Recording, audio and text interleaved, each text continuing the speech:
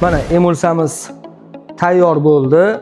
Bu emulsamizga 700 gram suv qo'shganman. Hozir shu emulsamiz shu devorga suramiz. Keyin mana men valikda suraman. Mana shu valikda surishni tavsiya qilaman. Tuki o'rta miyoni uzunlikda. Hozir surganimizdan keyin sifatini o'zingiz ko'rasizlar.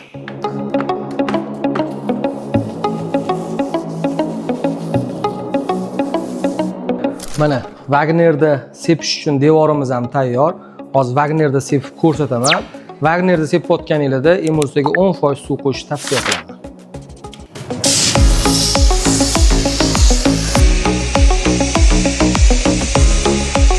Mana emulsiya surish jarayonlarimiz tugadi. Mana bu yerda 2 siloy valikda bo'yadik.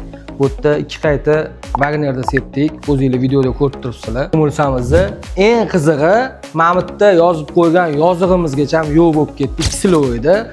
Bu yo'q bo'lib ketganining sababi Sapsan Sop Plus kачественный premium emulsamizni surganimiz hisoblanadi. Eslatib o'taman, qilingan ish jarayonimizga Sapsan Sop Plus emulsamizdan tashqari Sapsandagi barcha внутренний emulsalarimiz amal qiladi. Aytgancha, yurtimizdagi barcha внутренний emulsalarda ham qo'llasangiz bo'ladi.